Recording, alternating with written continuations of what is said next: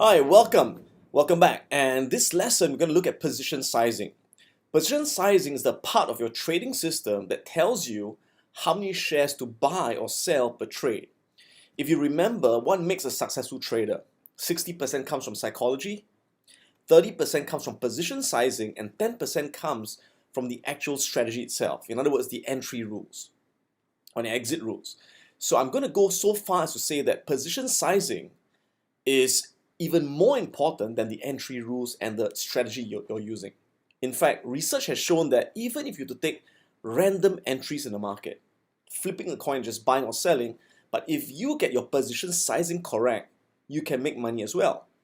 Now, conversely, there are some people who know everything about fundamental analysis. They know everything about technical analysis, how to read charts and support and resistance, but they can't profit consistently. And the reason is because they lack one of the most important pieces of the puzzle. You got it, position sizing. And that's how important this chapter really is. So let's dive right in.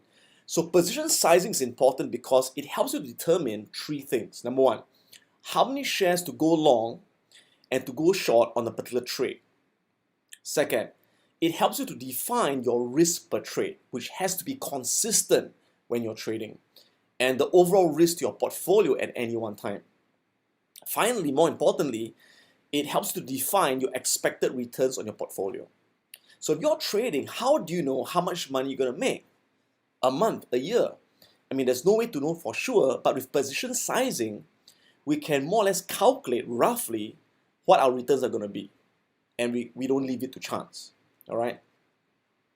So position sizing is really about calculating the size of our position. How big a position do we take in any particular trade? Now, there are specific steps to go through, and here are the steps. Step one is before you take a trade, you have to look at your capital, or we call it your net liquidation. When you open an account with a broker, in one of the areas under your portfolio, you can see net liquidation.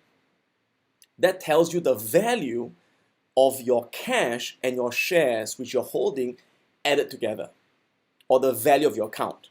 Okay, so for example, if you open an account and you put in $10,000 and it's all in cash initially, that's your net liquidation, $10,000. Step two is you have to determine your risk per trade before trading. Your risk per trade refers to the maximum loss that you can take per trade. This is the maximum that you can lose if your stop loss is hit. This loss should never be more than 1% to a maximum of 3% of your capital or your net liquidation at any one time. So in other words, we never risk more than 1% to a maximum of 3% of our capital on any single investment or trade. So for the purpose of this discussion, let's take, for example, we take a risk per trade of 1%. And I suggest if you're a beginner, always risk 1%. Now, if you're risking 1%, you have to be consistently risking 1% in any trade you take. No matter how confident you are on a trade, you always risk 1%. If you want to eventually upgrade your risk to 2%, then you have to stick to 2% all the way. You can't risk 1% in one trade and 2% in another trade. It doesn't work that way. It's got to be consistent. Step three, we calculate the number of shares to buy or to sell by using this formula.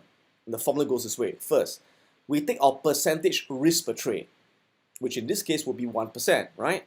Multiplied by our capital or our net liquidation, in this case $10,000. And we divide it by the risk that we are taking per share that we are trading. So let's look at an example of going long. So let's imagine you see a trade setup. You want to go long on Bank of America at $8.60. That's your entry price, okay? And your stop loss is placed at $7.90. Now, how do you know where to place a stop loss? That all depends on the specific strategy you're using. So in the coming videos, you're going to learn different strategies like the Bollinger Mean Reversion and capitulation, for example. So in those strategies, I'll teach you where you place the stop loss. It is usually placed just below the candlestick, okay? So for this example, let's imagine our stop loss is at $7.90. And we have to determine our profit target. In this case, is $10. How do we know where to place our profit target? Well, our profit target must be placed at a price where we can profit at double our risk. And I'll explain in a short while. So let's see how this works. So in this case, I'm going to buy Bank of America at $8.60. And I place my stop loss at $7.90. Again, depending on the strategy, you will know where to place a stop loss. Okay? So what is your risk per share? Your risk per share in this case is 70 cents. Because 860 deduct 790 is 70 cents. So in other words, for every one share you buy, you're risking 70 cents. Because if it hits the stop loss and you sell for a loss, you're losing 70 cents per share. Follow? Great. So the distance between the entry and the stop loss is called 1R. And R stands for risk. Okay? So we have to place our profit target at double that distance. So what is 2 times 70 cents? That's right, you got it, 140. So 140 plus our entry price will be $10. Okay? So how many shares do we go long? Well, once again, let's look at the formula, right? So what we do is we take our risk per trade, which is 1%.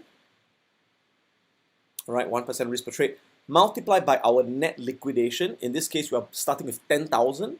So 1% multiplied by 10,000 is $100, right? It's $100. So what does this mean? This means that the most that we can lose is $100 if we are wrong on this trade. Okay? Our total risk is $100. Now, what's our risk per share? Our risk per share is 70 cents. So how many shares can we buy? Well, the answer is you take your total risk, which is $100, and divide it by the risk per share, which is 70 cents. And that gives you 143 shares. So now you know exactly how many shares to go long. So what's your position in Bank of America?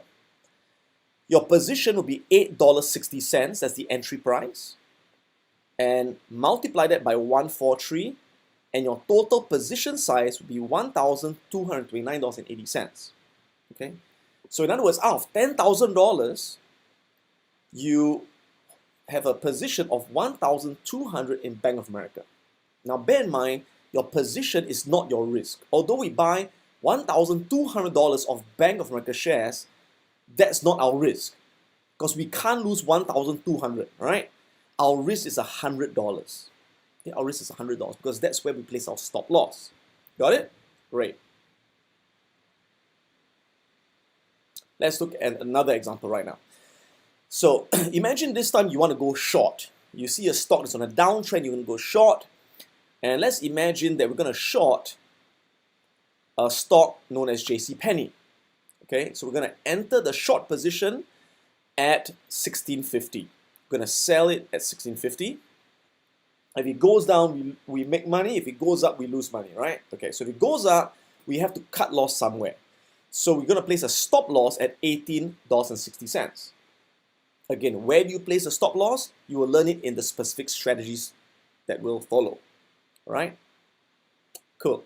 And we need a profit target. So if it goes down to a certain level, we need to exit and take our profits. So in this case, our target profit is at $12.30. So remember those figures, okay? So let's take a look at how we'll set it up, okay? So in this case, we're entering a sell order at 1650. Our stop loss is at 1860. Great. So what's our risk per share? Our risk per share in this case will be 1860 minus 1650, that's $2.10. So for every share that we short, if it hits our stop loss and we sell at a loss, we lose $2.10 per share. Okay? So that's our risk. Now our return has to be double of that. So our return has got to be, that's right, 420. Take 210, multiply by 2, you get 420. So you take your entry price, 1650, minus 420, that gives us a profit target of 1230. At 1230, we exit, take our profits. So we're risking, again, 1R to make 2R. So in this case, how many shares do we short? We use the same formula. right? So again, we take our risk per trade. What's our risk per trade? 1%. Always be consistent, okay? So we take 1% multiplied by our net liquidation. Now, what's our net liquidation? Let's imagine we started with $10,000, right? Okay. Now, when we bought Bank of America, okay, if Bank of America did not go up, it did not go down, it's at the same price, what's our net liquidation? That's right, it is still at $10,000. Okay, but out of the $10,000, we have got about 8,000 plus in cash and 1,000 plus in Bank of America shares. But the net liquidation is still 10,000. Follow? So we always risk a percentage of the net liquidation, not of the balance cash, not of the balance cash. Okay. So imagine if I bought Bank of America and Bank of America went up and hit the profit target and I got a profit. I take a profit, right? So my 10,000 would now be more. It would be maybe $10,200, for example. Okay. So now my net liquidation is 10,002. So if I buy a second share, I will risk 1% of that larger amount of 10,002. But if I bought Bank of America and it went down and it was a losing trade, what happens? My 10,000 now becomes 9,900, right? So my net liquidation has shrunk. So if I buy a share now, I risk 1% of 9,009.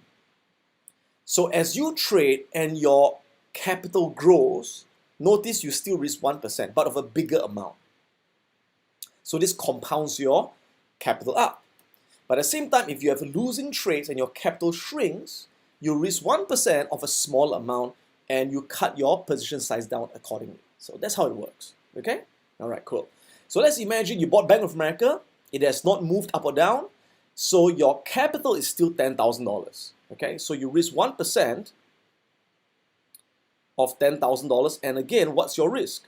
$100. Okay? So your risk is the same for JCPenney.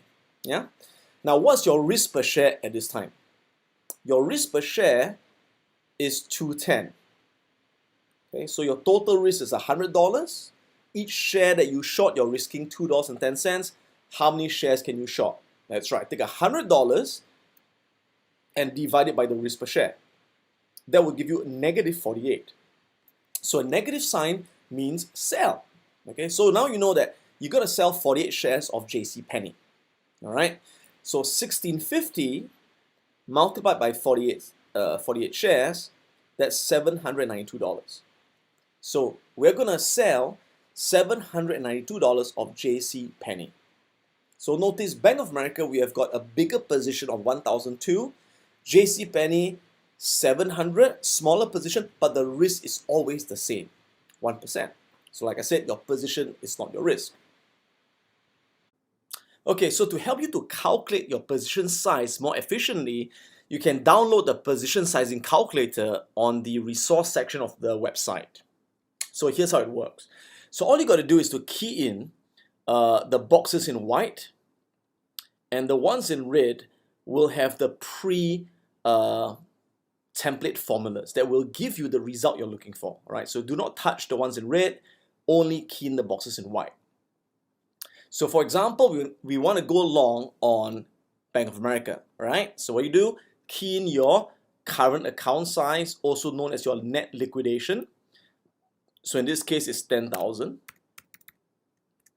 Again, it could be anything from 50,000 to $1 million, for example, whatever it is, right? Okay, so it's going to be 10,000 in this case. Cool. Next, we key in our risk per trade. So my suggestion again is to risk 1%. Okay. Next, key in your entry price, your stop loss, and your target price. For Bank of America, our entry price was $860. We place a stop loss at $790 and a target price of $10. Okay, so if you key this in correctly, you should see a 2 over here. This is your return risk ratio. So in other words, we are risking 1 to make 2. Okay, your risk per share is 70 cents and your potential profit per share is 140. So it's 1:2. So you want to see that. Okay, and over here it tells you the number of shares you need to buy in order to get that result, which is 143 shares. So in other words, if it's a winning trade, you will get a 2% gain on your capital.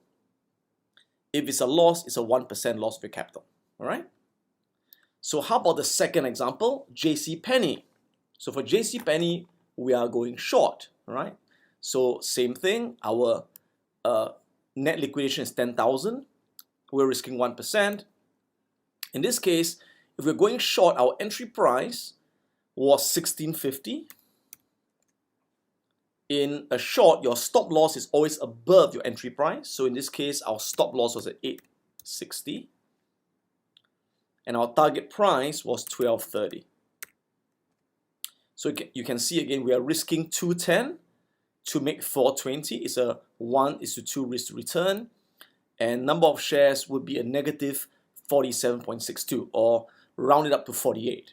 Okay, so we know that we've got to sell 48 shares of JCPenney. And that's how you use this calculator.